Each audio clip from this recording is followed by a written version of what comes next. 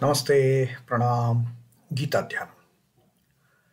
Om Parthaya Pratibodhitam Bhagavata Narayanena Swayam Vyasena Gratitam Purana Munina Madhye Mahabharatam Advaitam Ritavarshinim Bhagavatim Ashtadashaadhyayinim Ambatva manusandadhami Bhagavad Gite Bhavadveshinim.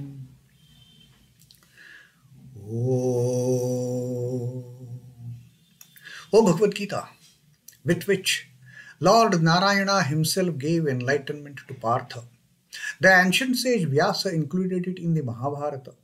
O Goddess, showerer of the nectar-like knowledge of non-dualism contained in your 18 chapters, O my affectionate mother, the destroyer of rebirth, I meditate upon thee.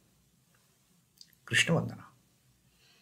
Vasudeva Sutam Devam Kansachanuramardanam Devaki Paramanandam Krishnam Vande Jagadgurum.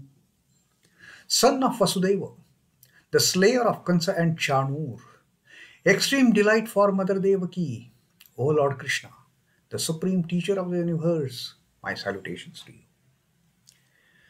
The 14th Adhyaya of Srimad Bhagavad Gita, the Guna Traya Vibhag Yoga, the discrimination of the three gunas, the Sattva, Rajas, Tamas, and this is what Sri Krishna is going to tell us in this particular Adhyaya, which is going to be a great knowledge. And Krishna has termed this knowledge that he is sharing with us in this Adhyaya as the supreme knowledge among all the knowledges. Jnananam jnanam uttamam. That is what Sri Krishna says about this knowledge that he is going to give us, although he has already shared this knowledge with us. Now he is once again like a good teacher. He keeps on repeating the lessons to his students till he is not sure that the students have grasped what I want to tell them. Only then the teacher will move over to another subject. So here also Sri Krishna is telling the same truth, now in a different perspective. Earlier also he told us about the same knowledge for that matter. Now Sri Krishna is telling again that I am sharing with you this supreme knowledge among all the knowledges, having known which the great sages, the great munis, the great the enlightened souls, they attained perfection. And now Sri Krishna is telling us in the second shloka that we read, he told us that having taken shelter in this knowledge, having assimilated this knowledge which I am telling, you will attain to me. You will attain to my being. Idam jnanam upashritya mama sadharmyam agataha. You will attain to my being. You will become one with me.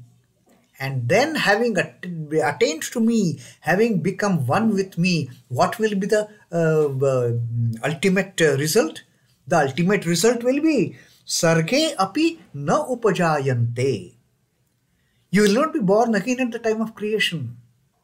There will be no birth. And pralaye na vyathanti cha. You won't be put to any distress at the time of dissolution, at the time of destruction. So this is the great assurance Sri Krishna has given, that having assimilated the knowledge which I am going to tell you, you will overcome this the traumatic experience of birth and death. Experience of birth and death, for that matter, is not an easy one. And we are embroiled in that cycle, life after life after life after life. So this is what happens when we are repeatedly born and we repeatedly die. It is nothing but distress. It is nothing but vyatha.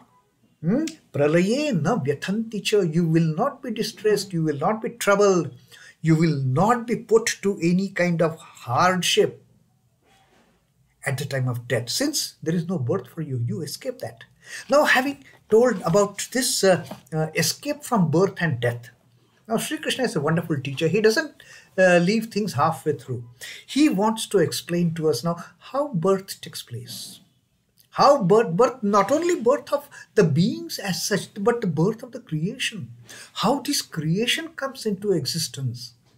And Sri Krishna has told us that creation is, it comes into existence as the union of Kshetra, Kshetrajna.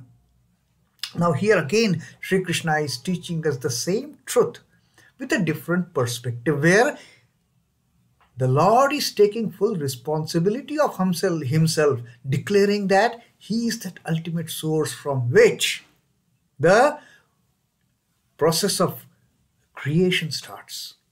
The process of birth starts. Birth of all the beings, you mean to say the moving, the non-moving, the chara, achara, sthavara, jangama. So Sri Krishna in the third shloka, that he is telling us the process of the creation coming into existence. Mama yonirmahad brahma tasmingarbhaṃ dadhāmyaham sambhavaḥ sarvabhūtānāṃ tato bhavati bhārata. Mama yonihi mahat brahma. My womb. Yoni is womb. My womb is the Mahat Brahma, the great Prakriti.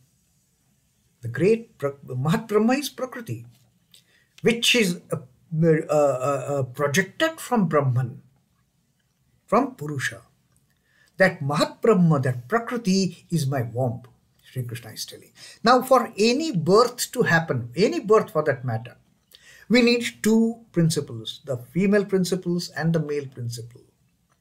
The feminine and the masculine principles. Without that, no creation can take place.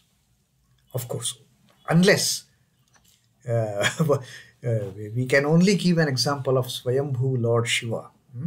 Otherwise, all the things they come into existence with the union of a male and the female entities, principles.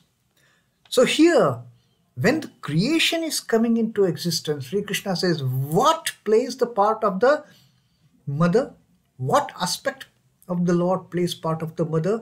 Sri Krishna says, Prakriti is my womb. Mama yonihi mahat brahma.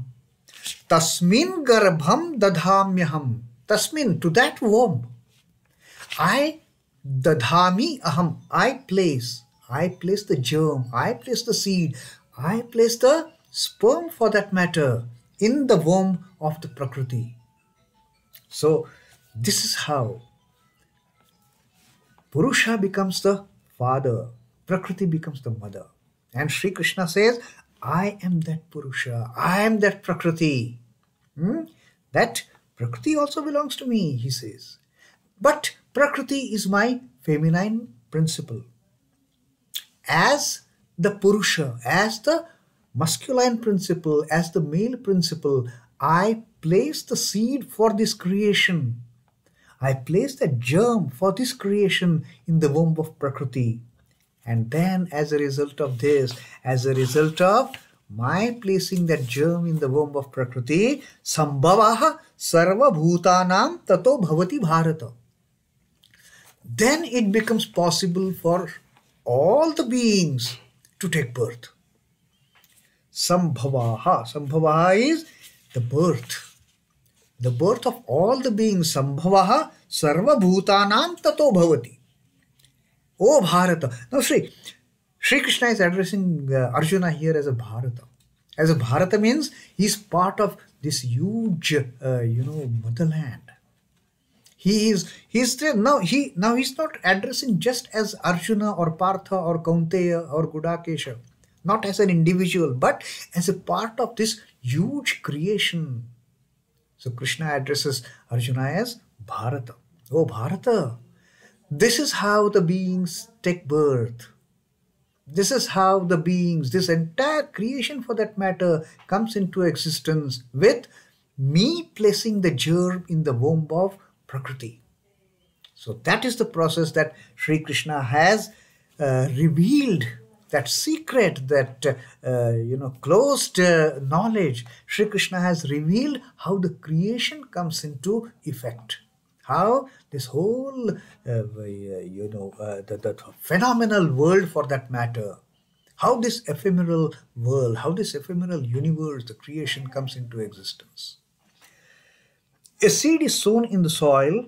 In this act, the seed is the germ and soil is the worm. When we start cultivating crops, first we put the seed in soil. Soil is the worm. We play the role of Purusha of putting the seeds in soil. And then it results in germination and we get that crop. In babies coming into being, when a child is born, its mother and father, they play the roles of Prakriti and Purusha. That is how the beings come to existence, and that is how the creation also comes into existence. The same act of child getting born, the same act of the plant getting sprouted, the same act which is happening here at the phenomenal level, it also happens at the macrocosmic level. In the great worm of Prakriti, the germ of Atma Chaitanya is embedded. That the germ of Jivatman, that the germ of the Jivatman is embedded. And the blissful union of Kshetra and Kshetrajna, this blissful union, this unique union of the Purusha and Prakriti takes place, leading to coming forth of the creation. It starts with Hiranyagarbha, the cosmic embodied being, and then starts the whole kind of magic. And countless Jivatmas are none other than the rays radiating from this cosmic being. And that's how we all come into existence. Again we vanish, we disappear. Again we come into existence in another name, another form. And the cycle continues. The Jivatman is also called the Kshetrajna because of his being endowed with the facility of understanding. You see, now the fun is this Jivatman is also very much a part and parcel of the Kshetrajna. The one dwelling inside our bodies of bone and flesh. That Jivatman is also Kshetrajna. It is not different from Kshetrajna. Only thing is, it gets caged in this body. And it starts losing its identity for that matter. Jivatman becomes present in this body and loses its identity of being one with the Paramatman. And the body, the senses, the sense organs, the internal faculties, they all play tantrums. They all play their own roles, keeping this embodied being away from being united with the Paramatman. When this embodied being with Jivatman will become one with the Paramatman, when the intellect, the buddhi, assimilates the knowledge which has been given by the Lord. When we assimilate that knowledge, then the Jivatman starts getting realization that I am not a part of this. I am not this fragile, I am not this decomposable body. I am not this body which is going to die one day. And me getting entrapped in another body for how many cycles I don't know. When that realization dawns, then Jivatman just takes flight back to the origin. And that is the end of birth and death.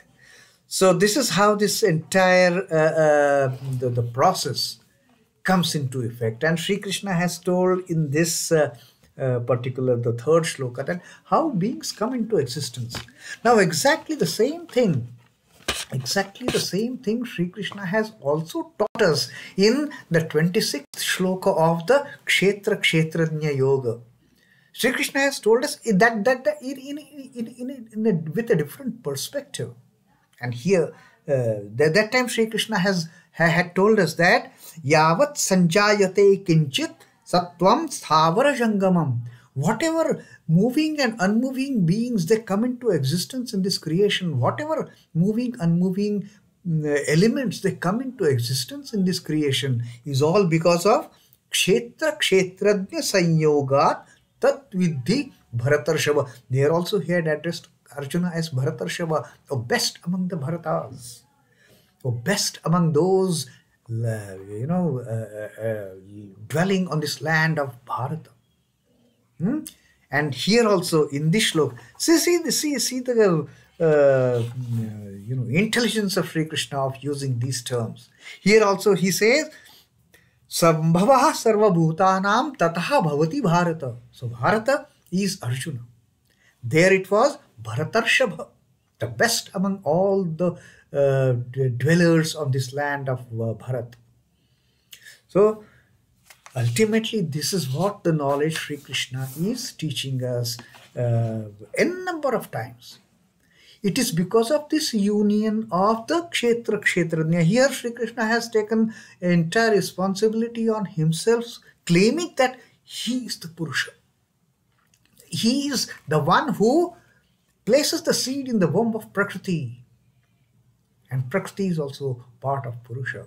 So, what is now the feminine, what is masculine? He has made it very clear. The Prakriti is the female aspect, and the Lord himself is the Purusha aspect, the male aspect, in for the creation to come into existence. So this is how Sri Krishna has taught us about how this creation comes into effect, how this creation gets created. Now, in the next shloka also, Sri Krishna is going to talk further about the same process in further details. Om Namo Bhagavate Vasudevaya. Sri Krishna Arpanamastu. Jai Sri Ramakrishna. Jai Thakur. Jai Ma. Jai Swamiji.